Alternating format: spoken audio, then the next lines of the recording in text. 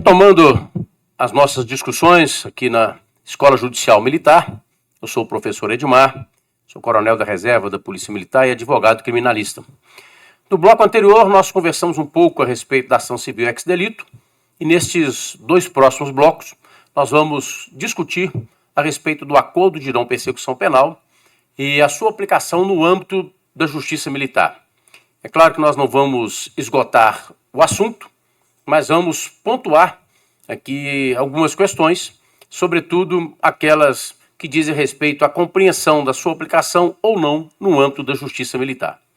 O acordo de não persecução penal, ele foi incluído na legislação brasileira, especificamente no Código de Processo Penal, no ano de 2019, pela Lei 13.964, na discussão ali do pacote anticrime. O legislador, ao alterar o Código de Processo Penal, para inserir no artigo 28A o acordo de não persecução penal, não alterou o Código de Processo Penal Militar. Portanto, a primeira discussão nasce exatamente deste ponto. Afinal de contas, estamos diante de um silêncio eloquente ou de um caso omisso? Sendo o caso omisso, aplica-se o artigo 28A, combinado aí, ou com fundamento, no artigo 3º-A do Código de Processo Penal Militar. Sendo silêncio eloquente, não se aplica, portanto, o Instituto do Acordo de Não Persecução Penal na Justiça Militar. E a partir dessa discussão que nós vamos chegar no nosso último bloco, no entendimento do Supremo Tribunal Federal, passando aí pelo entendimento do STM e do nosso Tribunal de Justiça Militar. Neste primeiro bloco, nós vamos tratar de algumas condições do que é o acordo e de algumas condições dos limites, para se propor o acordo, da sua homologação, enfim, dessa questão mais introdutória, para no próximo bloco tratarmos especificamente da aplicação na nossa Justiça Militar. Pois bem, o acordo de não persecução penal está previsto no artigo 28A do Código de Processo Penal. Eu deixo essa leitura com quem está aí nos assistindo, acompanhando a aula. É importante que faça a leitura do artigo 28A na íntegra. Nós vamos pegar apenas alguns pontos desse artigo 28A. Mas, pontuando aqui, o acordo de não persecução penal, primeiro, para que seja proposto, não pode ser caso de arquivamento. Porque se de pronto o Ministério Público entender que o caso é de arquivamento, não cabe propor o acordo de não persecução penal. Requer também o acordo de não persecução penal que o investigado confesse, formalmente e de forma circunstanciada a conduta praticada. Nós vamos discutir essa confissão no slide seguinte. Qual que é o alcance dessa confissão? E qual que é a finalidade dessa confissão? Mas é um requisito formal. A lei exige que haja essa confissão. Em que momento deve ser feita essa confissão? Pode ser feita em juízo? Perfeitamente. Pode ser feito na fase ainda do inquérito? Sim, pode ser feito na fase do inquérito. Concluído o inquérito, a autoridade encaminha para a Justiça Militar, o Ministério Público propõe um acordo e pode requerer que retorne para o encarregado do inquérito, a fim de que ele ouça o investigado com as condições ali do acordo e que o investigado possa confessar formal e circunstanciadamente aquela conduta. Mas não cabe o acordo de não persecução penal nos crimes com violência ou grave ameaça. Veja que não é nós estamos tratando daqueles crimes com ameaça. É crime que necessariamente tenha violência ou grave ameaça. O próprio tipo penal nos permite compreender a distinção entre ameaça e grave ameaça. São conceitos distintos e que, vindo lá do Código Penal, vindo do direito material, vão necessariamente influenciar as discussões no âmbito do processo penal, a partir do artigo 28A. Um outro requisito, a pena mínima não pode chegar a 4 anos. Não é que a pena mínima não possa ultrapassar 4 anos, ela não pode chegar a 4 anos. Se a pena mínima prevista para o tipo for de 4 anos, não cabe acordo de não persecução penal. Se embora a pena mínima seja aí de 2 anos, 3 anos, 1 ano, mas o crime foi praticado mediante violência ou grave ameaça, também não cabe o acordo de não persecução penal. Depois, é preciso que esse acordo seja suficiente para a reprovação e a prevenção do crime. Aqui nós temos uma avaliação subjetiva, diferente do requisito anterior. Aqui depende do entendimento do Ministério Público, do que é suficiência para a reprovação e prevenção do crime, e depende do entendimento também do juiz, porque cabe ao juiz homologar. Se o Ministério Público entender que o acordo não é suficiente para a reprovação do crime, nem para a prevenção do crime, portanto, não vai ofertar ao investigado o acordo de não persecução penal. Mas calma, cabe recurso dessa não oferta, nós vamos discutir isso mais adiante. Também não cabe o acordo de não persecução penal nos casos de violência doméstica. A lei traz de forma expressa a vedação do acordo nos casos de violência doméstica. E quem deve propor o acordo?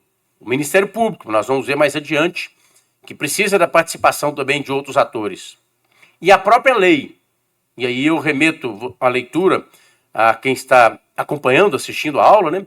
A leitura indispensável, completa do artigo 28, porque as condições estão no próprio artigo 28. E aqui eu destaco o primeiro ponto, que é a da confissão. A lei exige que haja confissão formal e circunstanciada. E a confissão está prevista Código de Processo Penal Comum no artigo 197 e Código de Processo Penal Militar no artigo 307.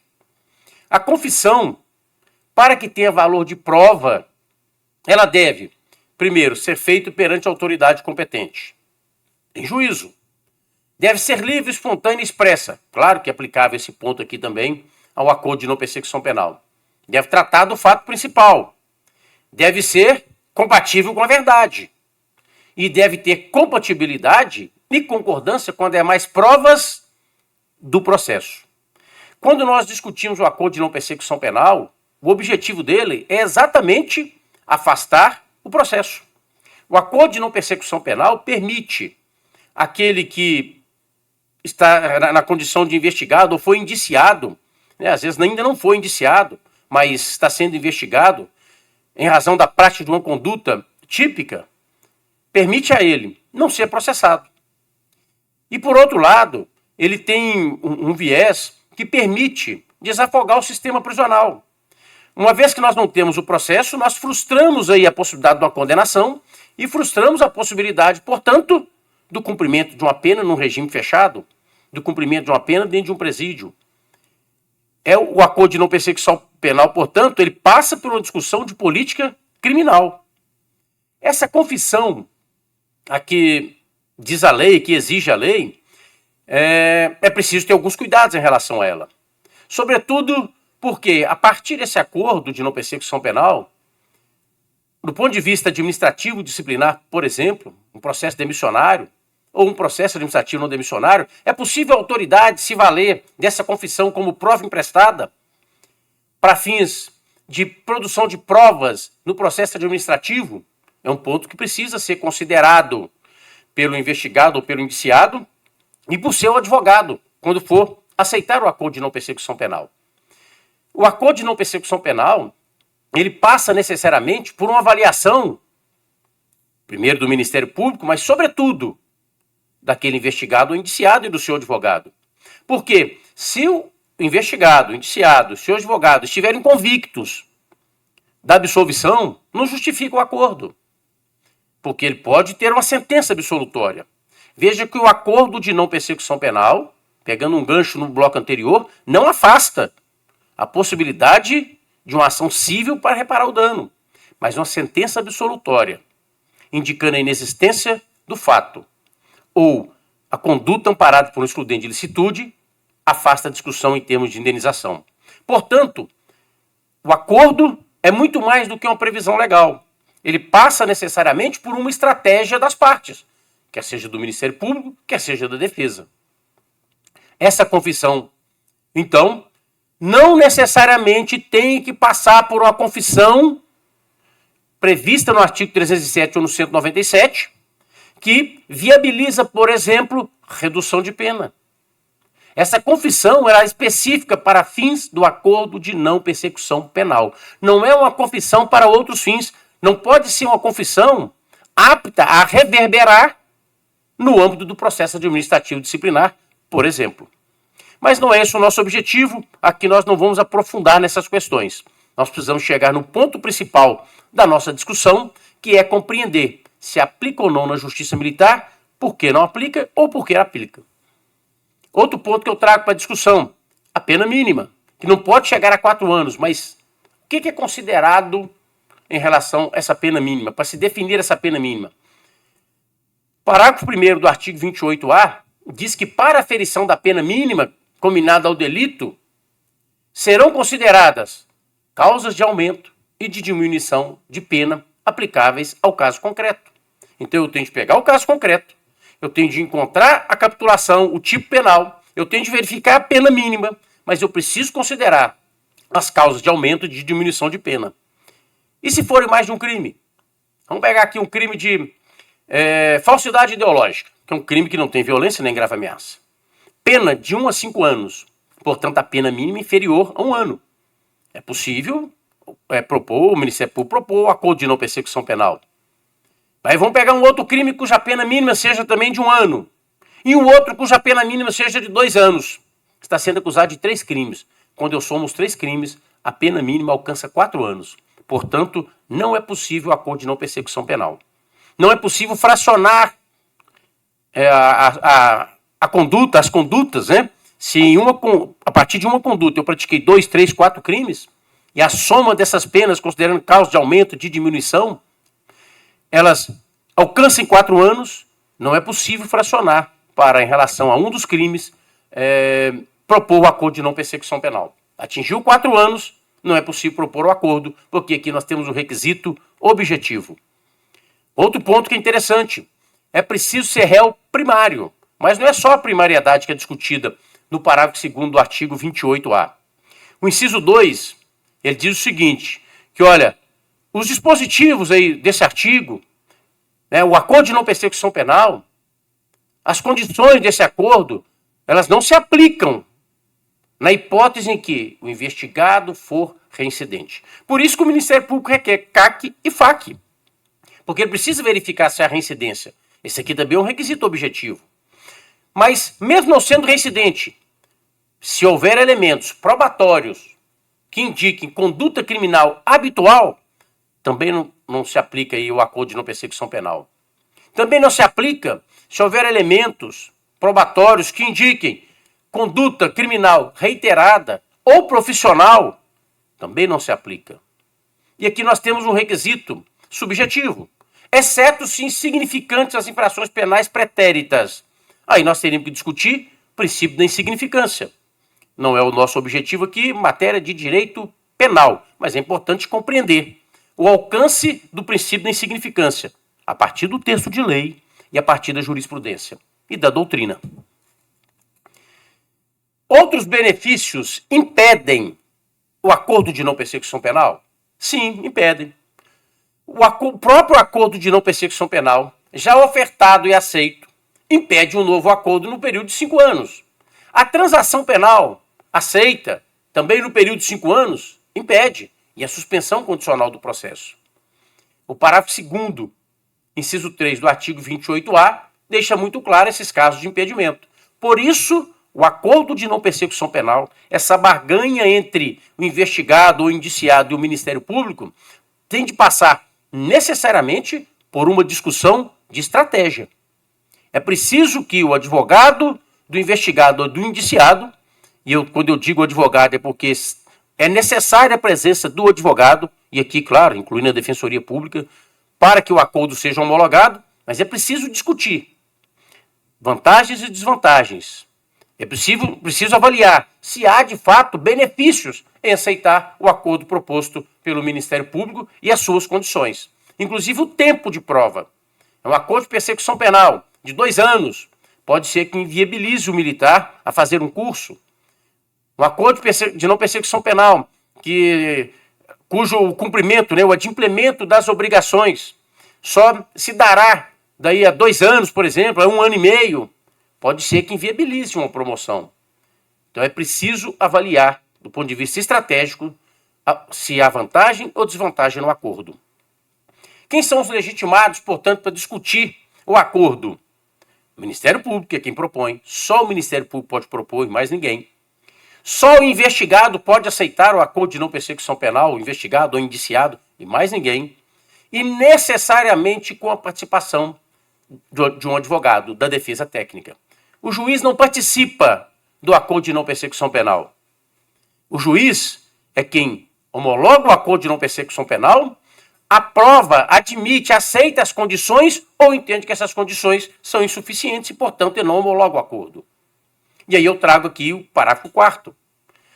Para homologação do acordo, o juiz, em audiência, deverá verificar, primeiro, se há voluntariedade. Porque se não há voluntariedade, não tem acordo. É da essência do acordo a voluntariedade.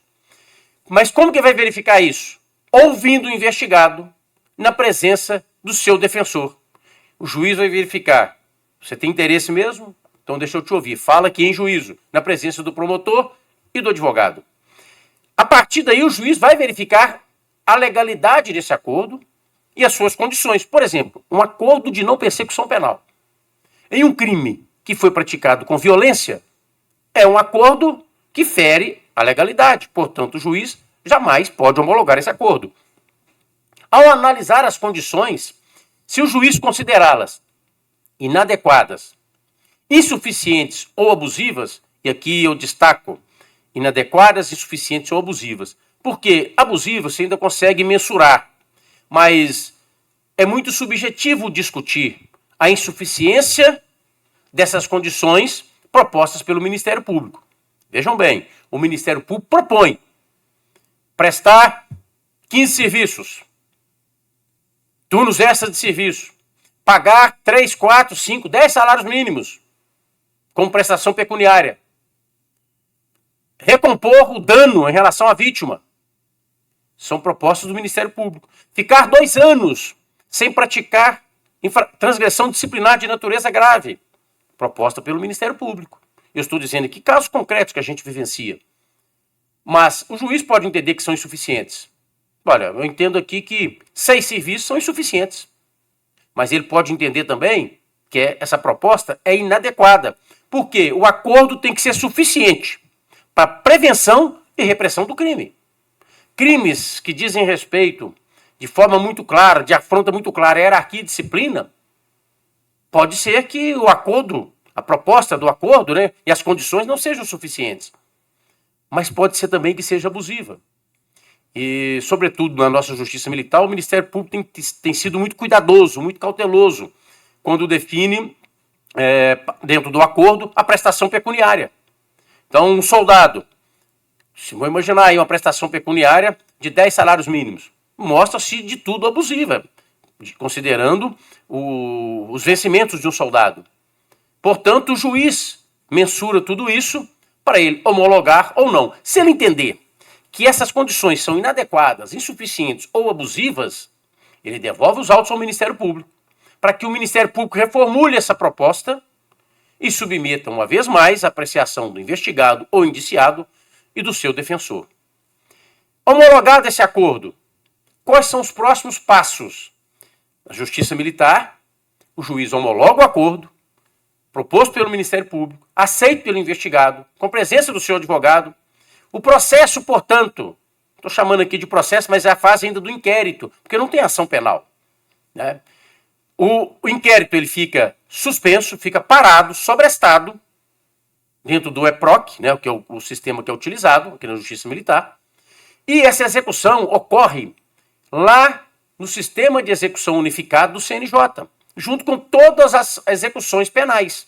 Então, o acordo de não persecução penal, ele é executado no âmbito da execução penal, lá no Sistema Unificado. Os documentos são trasladados para esse sistema, inicia-se ali o processo de execução, as condições impostas vão sendo cumpridas, prestou serviço, a unidade do militar informa ao juiz que o serviço foi prestado. Essa certidão, essa escala, esse documento vai para o sistema de execução. Feita a prestação pecuniária, 4, 5, 6 parcelas, o próprio advogado junta no sistema de execução unificada o comprovante do adimplemento daquela obrigação. E uma vez cumpridas as obrigações, todas elas, E superado o período de prova nos casos em que o acordo traz esse período de prova, tem acordo aqui na Justiça Militar que tem um período de 2 anos. No período de 2 anos não pode praticar infração disciplinar de natureza grave. Portanto, é preciso aguardar superar esses 2 anos. Mas superado todas essas condições, adimplidas obrigações, no próprio processo de execução, o juiz dá vista ao Ministério Público, o advogado requer, junta documentos, o juiz dá vista ao Ministério Público, o Ministério Público manifesta e o juiz extingue a punibilidade com fundamento no adimplemento das obrigações. E aí, essa certidão de trânsito em julgado no sistema de execução unificado vai ser remetida para o EPROC, vai conversar com aquele inquérito que estava sobrestado e naquele inquérito será extinta, portanto, a punibilidade. O que pode ocorrer é que 2 investigados, um aceita o acordo, o outro não. 2 investigados, o Ministério Público propõe um acordo para um e para o outro não.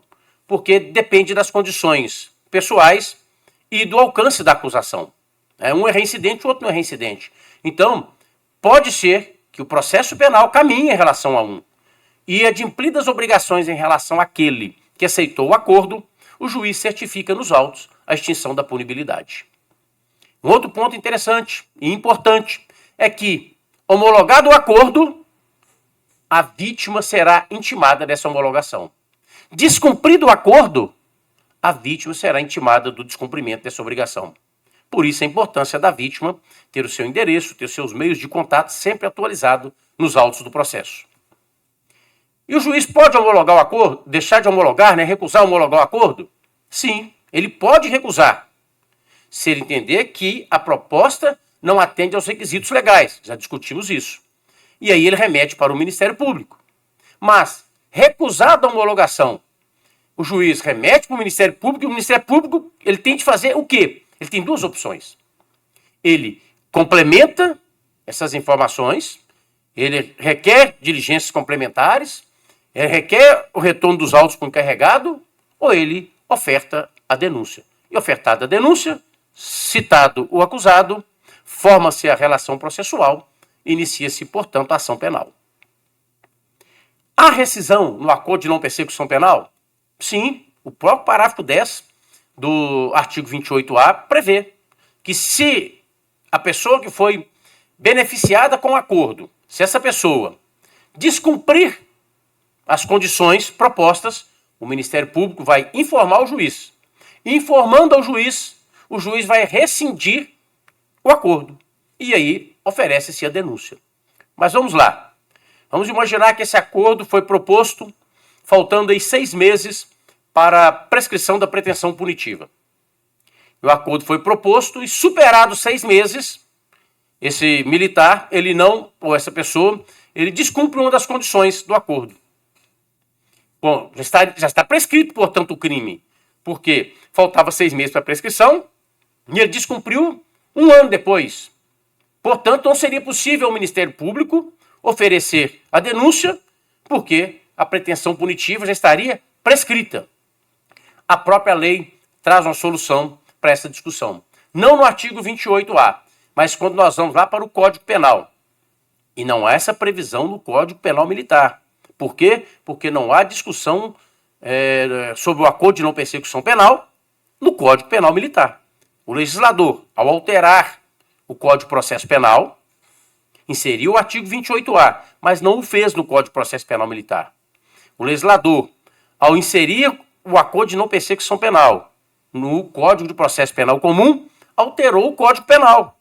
Artigo 116, inciso 4. Antes de passar em julgado a sentença final, a prescrição não ocorre, enquanto não cumprido ou rescindido o acordo de não persecução penal. Portanto, a prescrição só começa a correr a partir do momento que as obrigações pactuadas forem cumpridas. Ou, se não cumpridas, começa a correr a prescrição a partir da rescisão. Foi rescindido, portanto, o acordo, começa a correr a prescrição. Faltavam 6 meses, nesses 6 meses, oferecida a denúncia, nós temos aí um marco interruptivo da prescrição. Não é matéria para a gente discutir neste conteúdo. E se o MP não fizer a proposta? Bom, se o MP não fizer a proposta, cabe recurso. Então, o advogado, falando em nome do seu constituído, ele vai requerer ao juiz que os autos sejam remetidos para o órgão superior do Ministério Público, lá na forma do artigo 28. Nós estamos discutindo 28A, na forma do 28.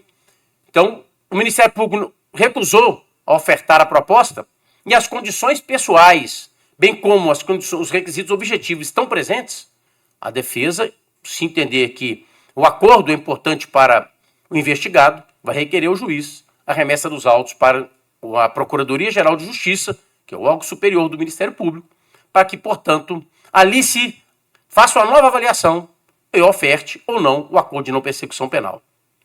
E, por fim, nesse bloco, eu trago aqui os reflexos administrativos.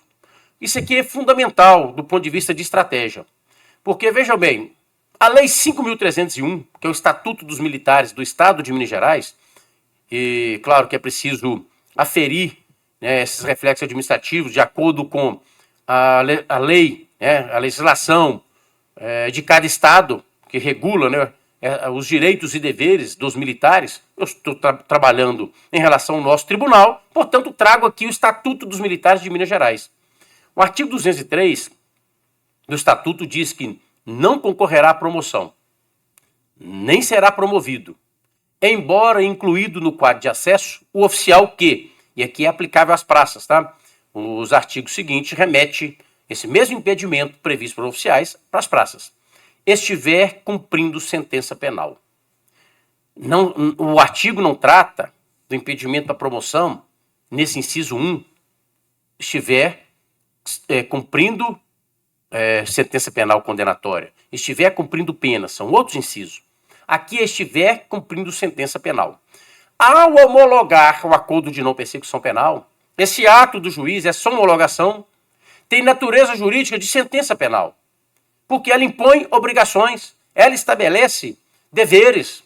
Portanto, o policial militar e o bombeiro militar de Minas Gerais, que aceitaram o acordo de não persecução penal, no período em que estiver cumprindo o acordo, ele está impedido de promoção. Embora tenha sido incluído no quadro, ele não poderá ser promovido.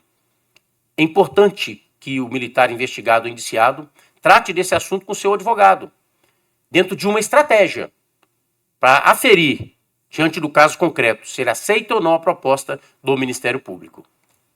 E no nosso próximo bloco, nós vamos tratar especificamente das discussões relativas à aplicação do acordo de não persecução penal no âmbito da Justiça Militar. Até o nosso próximo bloco.